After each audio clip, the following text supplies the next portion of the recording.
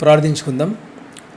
మహిమా స్వరూపుడా, మా ప్రియ పరలోకపు కన్న తండ్రి, మరొకసారి నాయన మిమ్మల్ని ప్రార్థించుటకు, మిమ్మల్ని స్తుతించుటకు, మిమ్మల్ని స్తోత్రించుకునే గొప్ప సమయాన్ని మాకు ఇచ్చినందుకై మీకు స్తోత్రములు తండ్రి. స్తోత్రములు దేవా, మీకు స్తుతులు చెల్లించుకుంటున్నాం తండ్రి. ఆయన మీరు ఇచ్చిన పరిశుద్ధ గ్రంథంలోని మీ యొక్క అమూల్యమైన సందేశాలను తండ్రి మేము ధ్యానం చేయుచుండగా సహాయం చేయండి. వింటున్న మీ ప్రియ పిల్లలందరూ కూడా ప్రభు ఆత్మీయంగా బలపడటకు సహాయం చేయండి. మరి తండ్రి క్రైస్ట్ చర్చ్ సంఘ సభ్యులను ఈ యొక్క సోషల్ మీడియా ద్వారా వీక్షిస్తున్న మీ ప్రియ పిల్లలందరినీ కూడా మీ కృపలో కాపుదల్లో భద్రపరిచి వాక్యము ధ్యానం చేయుచుండగా మా అందరితో మాట్లాడమని క్రీస్తు ప్రభు పేరిట ప్రార్థించి వాడి వేడుకొనిచుంటున్నాము తండ్రి. ఆమేన్. ప్రభువైన యేసుక్రీస్తు వారి అతి పరిశుద్ధమైన నామములో మీ అందరికీ వందనములు, శుభములు తెలియజేయుచున్నాను. ప్రియులారా, పరిశుద్ధ గ్రంథంలో నుండి మత్తయి సువార్త 4వ అధ్యాయము 18వ వచనాన్ని ధ్యానించుకుందాం. యేసు గలిలయ సముద్ర తీరమున నడుచుచుండగా పేతురు అనబడిన సీమోను, అతని సహోదరుడైన ఆంద్రెయ అను ఇద్దరు సహోదరులు సముద్రములో వలవేయుట చూచెను. వారు జాలరులు. సుమారు 2000 సంవత్సరాల క్రితం ఈ లోకంలోనికి సర్వమానవాళి నిమిత్తమై చేసిన యేసుక్రీస్తు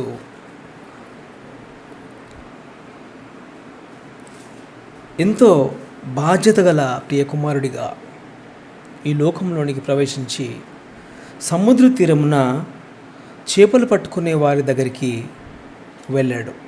ఆ తర్వాత 19వ వచనము, ఆయన నా వెంబడి రండి అని వారిని పిలుస్తున్నాడు. పిల్లరా, యేసుక్రీస్తు సముద్రము దగ్గర వలవేస్తున్న చేపలు పట్టుకునే వారిని చూసి, నా వెంబడి రండి, నేను మిమ్మును మనుషులను పట్టు జాలరులుగా చేతునని వారితో చెప్పెను.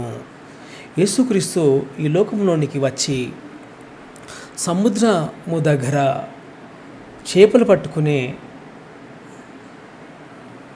వీరిని చూస్తూ, నా వెంబడి రండి, మిమ్మలను మనుషులు పట్టు జాలరులుగా చేస్తాను అన్నాడు. ఆలోచిద్దాం. ఈరోజు ఒక అద్భుతమైన ఉపదేశంను ధ్యానం చేసుకుందాం. ఇది చాలా ప్రాముఖ్యమైనది. ప్రతి విశ్వాసి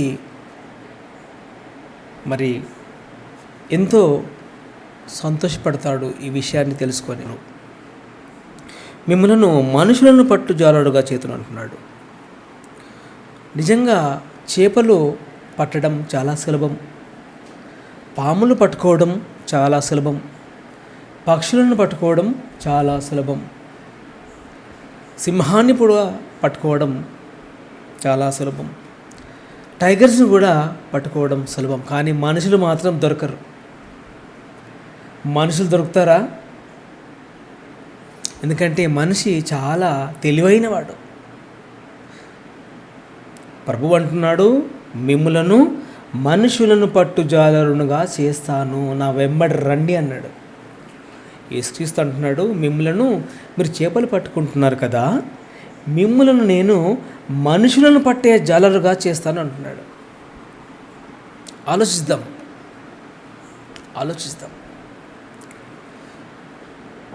ప్రపంచంలో ఉన్న ఎందరో దేవుని పిల్లలు, దేవుణ్ణి ఎరిగిన వారు, దేవుణ్ణి ఎరగని వారు, 760 కోట్లు ఈ మనుషులకు దేవుడు తన మనసును తెలియపరచాలనే ఉద్దేశంతోనే బైబిల్ అనే గ్రంథాన్ని ఇచ్చాడు. అన్ని భాషల్లో బైబిల్ ఉంది. కానీ దేవుని మనసు ఏంటో చాలామందికి తెలియదు. బైబిల్ అయితే ఉంది. తెలుగు బైబిల్ ఉంది, హిందీ బైబిల్ ఉంది, ఇంగ్లీష్ బైబిల్ ఉంది, తమిళ్ బైబిల్ ఉంది.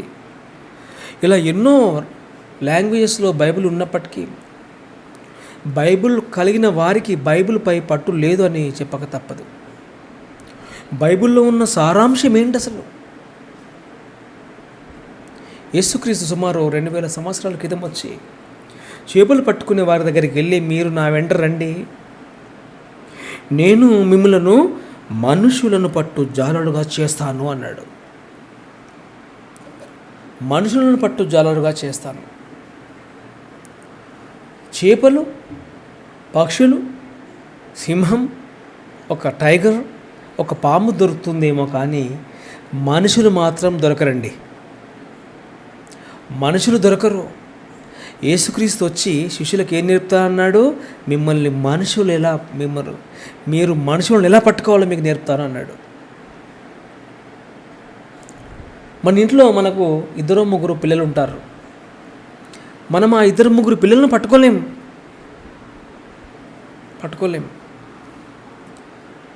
ఆలోచన చేయగలిగితే ఇది చాలా కష్టం. యేసుక్రీస్తే నేర్పగలడు. మనుషులను ఎలా పట్టాలో యేసుక్రీస్తే నేర్పగలడు. ఈ మాటను ఆలోచన చేస్తే నిజంగా దేవుని ప్రియ బిడ్డలారా, అవసరమా?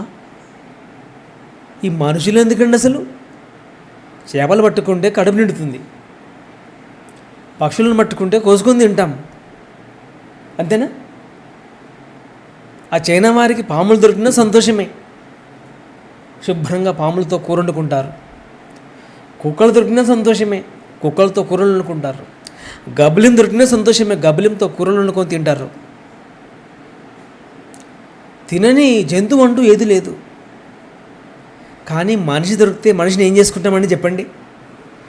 మనిషి దొరికితే మనిషిని ఏం చేసుకుంటాం? మిమ్మల్ని మనుషులు పట్టు జాలరుగా చేస్తాను అన్నాడు కదా. ఈ మనిషిని పట్టుకొని అసలు ఏం చేస్తాం? ఆలోచించారా ఎప్పుడైనా? నిజంగా మనకు మనిషి దొరికితే ఏం చేస్తాం చెప్పండి? చాలామంది తెలియదు. ఒక కోడి దొరికితే ఏం చేస్తాం? శుభ్రంగా కోసుకొని తింటాం. లేక పక్షి వాలిందనుకోండి, దాన్ని ఏం చేస్తాం? పెంచుకుంటామా? ఎప్పుడు వండుకుందామని చూస్తాం కదా. మనుషులు కావాలట యేసుక్రీస్తుకు. మనుషులు కావాలట. మనుషులను ఎలా పట్టాలో నేర్పాడు ప్రభువైన యేసుక్రీస్తు అన్నాడు తన శిష్యులకు. వారు ఏం చేశారో తెలుసా? అపోస్తలుల కార్యములు 2వ అధ్యాయము 38వ వచనము దయచేసి 38వ వచనము. పేతురు యేసుక్రీస్తు శిష్యులలో ఒకరైన పేతురు గారు నిలబడి ఏం చెప్తున్నారు? పేతురు అంటున్నాడు, మీరు మారు మనసు పొంది పాప క్షమాపణ నిమిత్తము ప్రతివాడు, అనగా భూమి మీద సజీవులుగా ఉన్న ప్రతి ఒక్కరికండి వాక్యం. ప్రతివాడు అంటున్నాడు. ప్రతివాడు పాప క్షమాపణ నిమిత్తము ప్రతివాడు యేసుక్రీస్తు నామమున బాప్తిస్మం పొందుడి. అప్పుడు మీరు పరిశుద్ధాత్మను వరము పొందుతురు. పేతురు యేసుక్రీస్తు దగ్గర నేర్చుకున్నాడు. ఏం నేర్చుకున్నాడు? మనుషులను ఎలా పట్టాలో నేర్చుకున్నాడు. ఎవరు నేర్పారు? యేసుక్రీస్తు. ఈ లోకానికి వచ్చిన యేసుక్రీస్తు ఏం నేర్పుతున్నాడు? వంట ఎలా నేర్చుకోవడం కాదు, చికెన్ ఎలా వండడం కాదు. ఇవన్నీ ఎవరైనా నేర్పగలరు. మన ఇంట్లో ఉన్న బామ్మలు, అమ్మమ్మలు. ఎవరు నేర్పంది క్రీస్తు నేర్పిస్తాడు. ఎవరు నేర్పంది యేసు ప్రభు నేర్పిస్తాడు. అదే మనుషులను ఎలా పట్టాలి, మనుషులను ఎలా పట్టాలి. పేతురు గారు నేర్చుకున్నాడు. నేర్చుకొని ఏం చేస్తున్నారు? ఏమంటున్నాడు పేతురు? మీరు మారు మనసు పొంది పాప క్షమాపణ నిమిత్తము ప్రతివాడు యేసుక్రీస్తు నామమున బాప్తిస్మం పొందుడి. నేర్చుకున్న పేతురు గారు ఏమని ఉపదేశిస్తున్నాడు? మీరు బాప్తిస్మం పొందాలి అంటున్నాడు. కంటిన్యూ చేయండి అమ్మా. కంటిన్యూ చేయండి. 39 కూడా.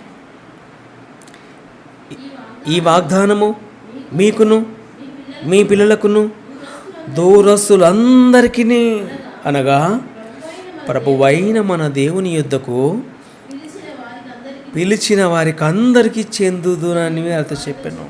ఇంకను అనేక విధములైన మాటలతో సాక్ష్యమిచ్చి మీరు మూర్ఖులకు ఈ తరము వారికి వేరై రక్షణ పొందురని వారిని హెచ్చరించను.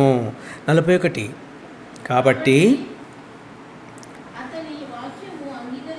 కాబట్టి పేతురు ద్వారా వాక్యం విన్నారు కదా వారందరూ కూడా. కాబట్టి పేతురు వాక్యమును అంగీకరించిన వారు బాప్తిస్మము పొందిరి. ఆ దినమందు ఇంచుమించు 3,000 మంది చేర్చబడిరి. 3,000 పీపుల్. పేతురు గారు చేపలకు వల వేస్తుంటే యేసుక్రీస్తు చూశాడు. అపోస్తలులు సముద్రంలో వల వేస్తున్నారు. అక్కడ నిల్చున్న యేసుక్రీస్తు చూశాడు. చేపలు పట్టే వారికి చాలా ఓపిక ఉంటుంది తెలుసా మీకు? చాలా ఓపిక. సముద్రంలోనికి వెళ్ళాలంటే ఎంత ధైర్యం కావాలి చెప్పండి. సముద్రంలోనికి వెళ్ళాలంటే ఎంత ధైర్యం కావాలి అసలు మనిషికి? సముద్రంలోనికి వెళ్ళాలి. సముద్రం చాలా చిన్నగా ఉంటుందా పెద్దగా ఉంటుందా? చాలా పెద్దది కదా. ఎంత ఓపిక కావాలి. ఎంతో పెద్ద సముద్రం. చిన్న బోట్తో వెళ్ళాలి. వల వేసే ముందు అసలు చేపలు పడతాయో పడవో కూడా తెలియదు. వల వేసి వెయిట్ చేసి వల లాగుతూ ఉంటారు. చాలా ఓపిక కావాలి. అందుకే చేపలు పడుతున్న శిష్యులను వారి వైపు చూసిన యేసుక్రీస్తు వారిని ఎంచుకున్నాడు. వీరికైతే చాలా ఓపిక ఉంటుంది, వీరికి చాలా ధైర్యం ఉంటుంది. సముద్రంలోనికి వెళ్ళగలరు, ఓపికతో వల వేయగలరు. ఆలోచించండి దేవుడి ప్రియ సంగమా. పేతురు గారికి నేర్పించాడు విద్య యేసుక్రీస్తు. ఏమని? మిమ్మలను మనుషులు పట్టు జాలరులుగా చేతును. అప్పుడు పేతురు గారు ఏం చేశారు? వల వేస్తే 41. కాబట్టి అతని వాక్యమును అంగీకరించిన వారు బాప్తిస్మము పొందిరి. ఆ దినమందు ఇంచుమించు 3,000 పీపుల్ 3,000 మంది దొరికారు. పేతురు గారు వల విసిరితే ఎందరు దొరికారు? 3,000 మంది. ఒకసారి ఊహించుకోండి.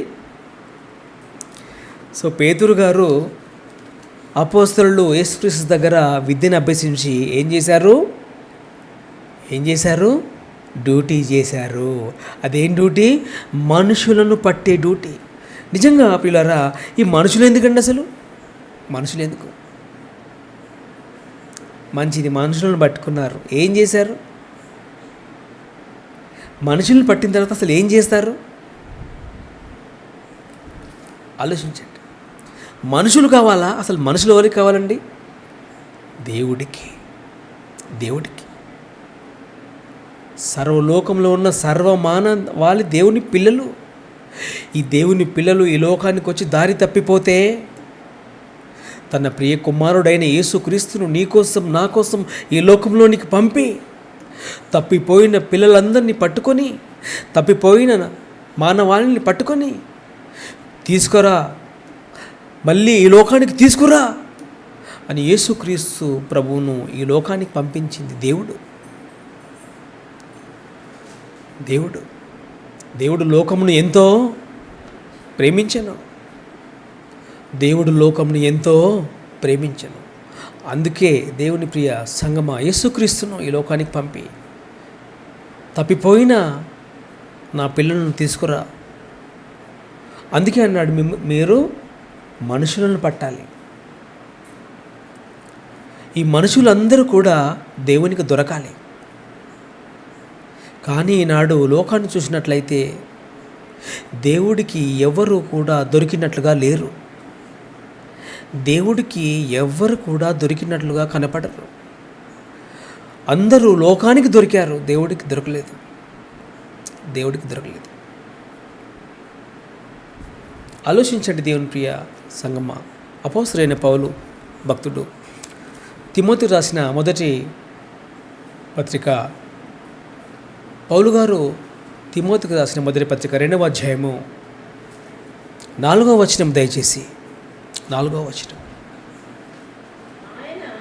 ఆయన మనుషులు అందరూ, దేవుడి కోరిక ఏంటండి?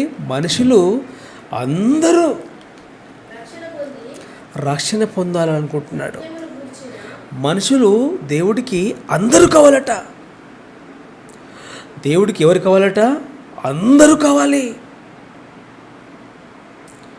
దేవుడి కోరిక, దేవుడి ప్రియ సంగమా. యేసుక్రీస్తు ఏమన్నాడు? నేను మిమ్మలను మనుషులను పట్టు జాలరులుగా చేతును అన్నాడు కదా. నేను మిమ్మలను మనుషులను పట్టు జాలరుగా చేతును. ఏంటి దేవుడి కోరిక? దేవుడికి అందరూ కావాలి. కానీ దేవుడికి ఇప్పుడు ఎందరు దొరికారు? ఆనాడు పేతురు గారు వల వేస్తే 3,000 దొరికారు. అవునా? పేతురు గారు వల వేస్తే ఎందరు దొరికారు? 3,000 మంది. పౌలు గారి ద్వారా దేవుడు ఏమని కోరుకుంటున్నాడు? 4వ వచనము, మనుషులు అందరూ, అందరూ అంటే ఈ నేటికి బ్రతుకున్నవారండి, అందరూ రక్షణ పొంది సత్యమును గూర్చిన అనుభవ జ్ఞానము గలవారై. దేవుడికి ఏమి ఇష్టం ఉందట? మనుషులందరూ దేవుడికి కావాలట. మనుషులు అందరూ దేవుడికి కావాలట. ఈ సమాజాన్ని చూస్తే మనుషులందరూ దేవుడికి దొరికారా? సమాజాన్ని చూస్తే మనుషులందరూ అసలు దేవుడికి దొరికారా చెప్పండి? దొరికినట్లుగానే దొరికారు, కానీ జారిపోయారు చేపల్లా. చేపలు కొన్ని తెలివైన చేపలు ఉంటాయి, దొరికినట్టుగానే దొరికి జారిపోతాయి.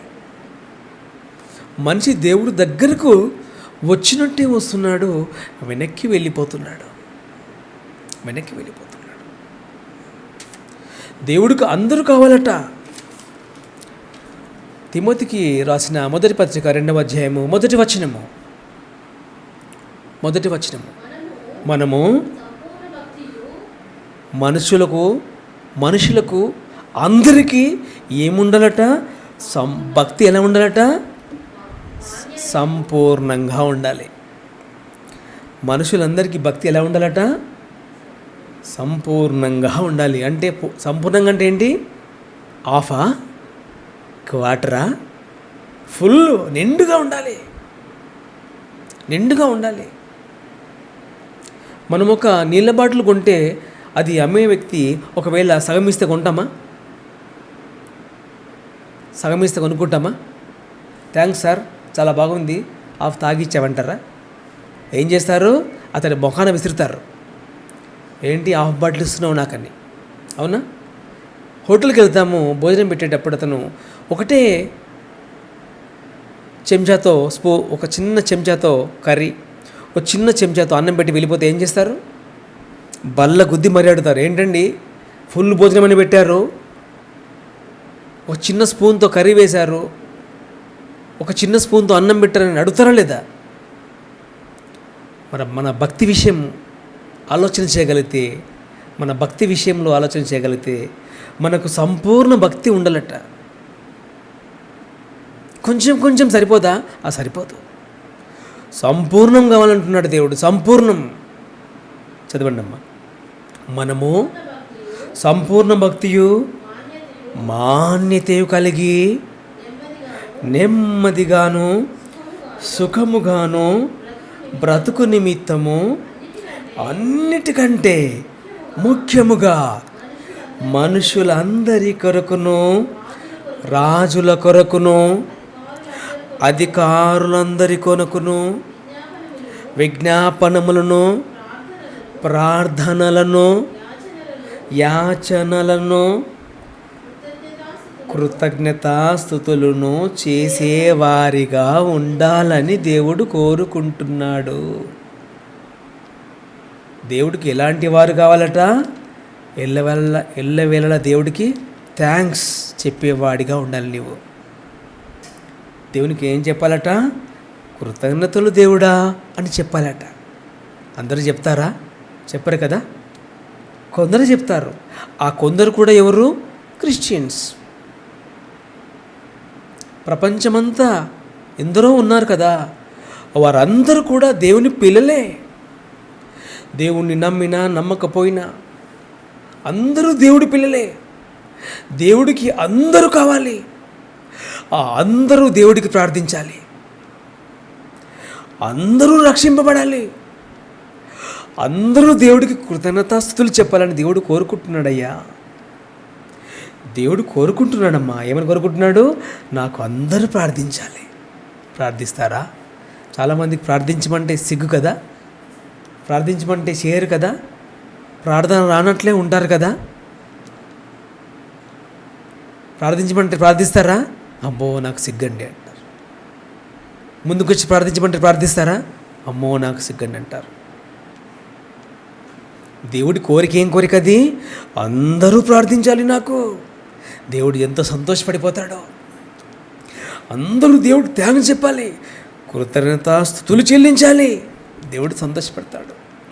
అందరికీ ఏముండాలట? సంపూర్ణ భక్తి, సంపూర్ణ మాన్యత, విధేయత, యాచన కలిగే బుద్ధి అందరికీ ఉండాలనుకుంటున్నాడు దేవుని ప్రియ బిడ్డలారా. ఈనాడు ప్రపంచవ్యాప్తంగా ఎన్నో భాషలలోనికి తర్జుమా అయిన బైబిల్ ఉన్నప్పటికీ బైబిల్లోని సారాంశాన్ని గ్రహించలేని దయనీయ స్థితిలో క్రైస్తవ్యం ఉంటే ఇక ఈ ప్రపంచాన్ని కాపాడేది ఎవరు చెప్పండి? మీరు లోకమునకు ఉప్పు అన్నాడు. మీరు లోకమునకు ఉప్పు. ఆ ఉప్పుకున్న క్వాలిటీ ఏంటి? ఉపతనం. ఆ ఉప్పుకున్న క్వాలిటీ కోల్పోతే ఆ ఉప్పుని ఏం చేస్తారు? పెంటల్లో వేస్తారు కదా. మీరు లోకమునకు ఉప్పు అన్నాడు. మరి మనం ఎంత అలర్ట్గా ఉండాలి? మనకు ఉపతనం ఉందా? ఆ ఉప్పు క్వాలిటీస్ ఉన్నాయా? ఉప్పు ఏం చేస్తుంది? పరిశుభ్రం చేస్తుంది. ఉప్పు ఏం చేస్తుంది? భద్రము చేస్తుంది. ఉప్పు ఏం చేస్తుంది? ప్రిజర్వ్ చేస్తుంది. ఉప్పుకుండే క్వాలిటీ ఏంటి? క్లీన్ చేసే మెంటాలిటీ. సముద్రంలో ఎంత మురికి నీళ్ళు పోయినా సముద్రంలో ఉన్న ఉప్పు నీరు ఏం చేస్తుంది? వాటిని అంతా కూడా క్లీన్ చేస్తుంది. మీరు లోకమునకు ఉప్పు అంటే మీ ద్వారా లోకానికి ఏం కలగాలి? గొప్ప మేలు కలగాలి మీ ద్వారా. ఉప్పు, మీరు లోకానికి ఉప్పు అన్నాడు. ఒక మంచి ఆశ, ఒక మంచి ఆశయం.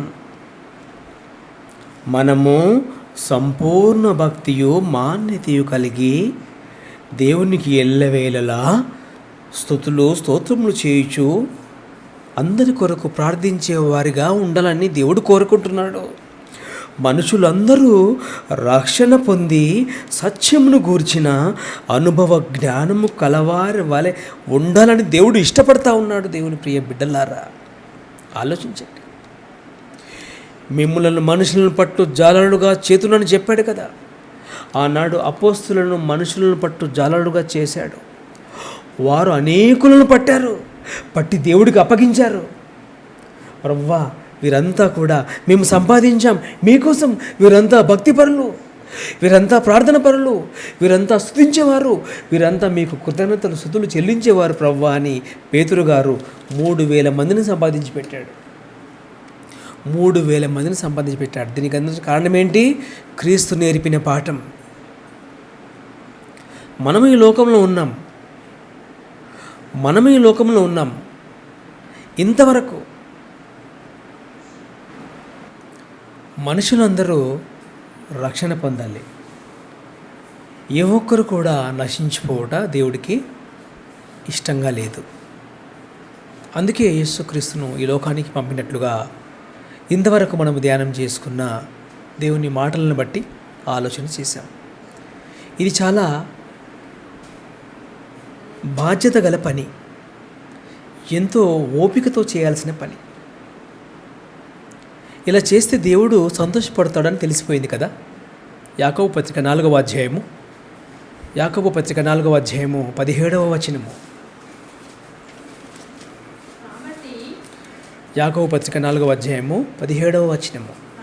కాబట్టి మేలైనది చేయనెరిగియో ఇలాగూ చేయని వానికి, ఇప్పుడు మనకు తెలిసిపోయిందండి ఒక విషయము, మేలైనది చేయనెరిగియో. మనకిప్పుడు ఏం తెలిసింది? మనుషులందరూ దేవుడికి దక్కాలి, మనుషులందరూ దేవుడికి దొరకాలి, మనుషులందరూ రక్షణ పొందాలి అని దేవుడు ఇష్టపడతా ఉన్నాడు. ఈ విషయం మీకు తెలిసింది కదా, ఇప్పుడు తెలిసిపోయింది. మనుషులందరూ దొరికితే దేవుడు సంతోషపడతాడు. ఇది మేలు. ఇది ఎవరికి మేలు? సర్వమానవాళికి మేలు. కాబట్టి మేలైనదియు చేయనెరిగియు, మేలైనది చేయనెరిగియు అలాగూ చేయని వానికి ఏం కలుగునట? పాపము కలుగునా. అమ్మయ్య, ఇంత మాట! పాపం కలుగునా? ఏంటి, మేము మనుషులను పట్టకపోతే మాకు పాపం తగులుతుందా? మనుషులను పట్టకపోతే మాకు పాపం తగులుతుందా? ఇంత అన్యాయం అండి బాబు అనుకుంటే పొరపాటే. నిజంగా యేసుక్రీస్తు ప్రభువుని పంపకపోతే మనం కూడా దొరికేవారం కాదు. యేసుక్రీస్తుని ఈ లోకంలోనికి పంపకపోతే మనం దొరికేవారమా? మనం కూడా దొరికేవారమే కాదు. దేవుడు చేసిన త్యాగానికి ఎవరు దొరికారు? ఈనాడు మీరంతా దొరికారు. ఈనాడు మీరందరూ దొరికారు దేవుడికి. క్రీస్తుని పంపితే ఆ క్రీస్తు ఏం చేశారు? ఈ లోకానికి వచ్చి శిష్యులను ఏర్పాటు చేసుకున్నాడు. మీరు కూడా మనుషులను పట్టాలి. నా దేవుడికి మనుషులు కావాలి. ఈ మనుషులంతా నా దేవుడికి పిల్లలు. మీరంతా నాకు తమ్ముళ్ళు, నాకు చెల్లెమ్మలు అని చెప్పింది ఎవరో కాదు, యేసుక్రీస్తు. నశించిపోతున్న సర్వ మానవాళిని చూస్తే ఆలోచన పుట్టాలి, అయ్యో దేవుని పిల్లలే, ఇందరు దేవుని పిల్లలు దారి తప్పిపోతూ ఉంటే నీవేళ పడుకుంటున్నావు? నీకెలా నిద్ర పడుతుంది? అసలు ఎలా తిని ఉండగలుగుతున్నావు? ఆలోచించు.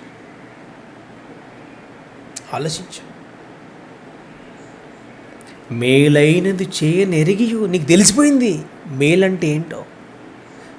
మేలైనది చేయనెరిగియు అలా చేయని వారికి పాపము కలుగును. ఈనాటి ఈ ఉపదేశము, ఈ టాపిక్ పేరు తెలిసి మేలు చేయని వారు ఎవరు. ఈనాటి పాఠము పేరు తెలిసి మేలు చేయని వారు ఎవరు. జవాబు ఏమని రాద్దామండి? తెలిసి మేలు చేయని వారు ఎవరు అనే ప్రశ్నకు జవాబు ఏమని రాద్దాం చెప్పండి. బైబుల్ డైరెక్ట్గా మనతోనే మాట్లాడుతూ ఉంది. ఏమని? మేలైనది చేయనెరిగియో అలాగూ చేయవా, నీకేం కలుగును? శాపం పెట్టినట్టుగా ఉందండి మాట. ఈ మాట చదివినప్పుడు నిజంగా నేను చాలా భయపడిపోయాను. మనకు పాపము కలిగితే బాగుంటుందా? మనకు దీవెనలు రావాలా, పాపాలు రావాలా చెప్పండి? మనకు దేవుడు బ్లెస్సింగ్ దొరకాలా, లేకపోతే దేవుడి శాపం దొరకాలా చెప్పండి? మనకు దేవుడు బ్లెస్సింగ్సే దొరకాలి కదా. పాపము కలుగును అంటున్నాడు. ఏం చేస్తే? దేవుడి పని చేయకపోతే, దేవునికి ప్రార్థించకపోతే, ఆయనకు కృతజ్ఞతాస్తుతులు చెల్లించకపోతే, నీ భక్తిలో సంపూర్ణత లేకపోతే ఆయన ఇష్టపడ్డాడు. సోదర సోదరి, ఆయన ఇష్టపడ్డాడు. ఆయనకు ఎలాంటి వారు కావాలి? యేసుక్రీస్తు లాంటి వారు కావాలి. ఎలాంటి వారు కావాలి? అపోస్తలుల లాంటి వారు కావాలి. ఎలాంటి వారు కావాలి? ప్రవక్తల లాంటి వారు కావాలి. వారంతా ఏం చేశారు? ఆయన పనిలో ఉన్నారు. వారంతా కూడా మనుషులను పట్టే పనిలో ఉన్నారు. వారంతా కూడా మనుషులను పట్టే పనిలో ఉన్నారు. మరి మనమంతా దేన్ని పడుతున్నాం? చెప్పండి. ఒకడు లోకమంతయు సంపాదించుకొని తన ప్రాణము పోగొట్టుకుంటే వాడికి ఏం లాభం అన్నాడు. ఒకడు లోకమంతయు సంపాదించుకొని తన ప్రాణం పోగొట్టుకుంటే అతడికి ఏం లాభం లేదు అని చెప్తున్నాడు. అతడికి ఏం లాభం లేదట. లోకంలో ఎన్ని సంపాదించుకున్నా నో యూజ్, అది లాభం కాదట. మరి ఏం లాభం ప్రవ్వా? నువ్వు నా కోసం మనుషులను సంపాదించు.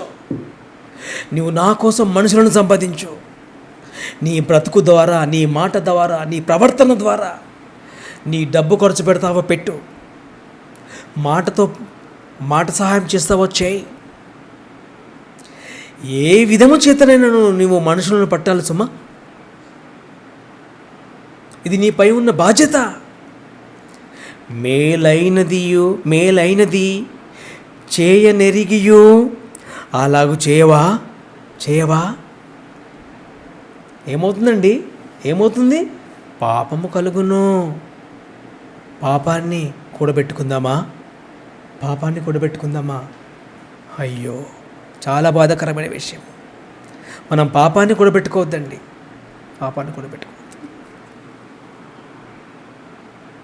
యాకోబు పత్రిక 5వ అధ్యాయము 10వ వచనము దయచేసి. నా సహోదరులారా, ప్రభువు నామమున బోధించిన ప్రవక్తలను క్షమానుభవమునకును ఓపికకును మాదిరిగా పెట్టుకొనుడి. మనకు ఒక మాదిరి ఉందట. మనము ఎవరిని మాదిరిగా పెట్టుకోవాలి చెప్పండి?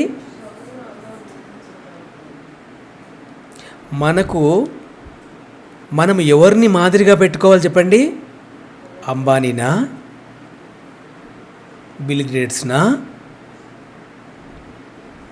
రాజకీయ నాయకులనా?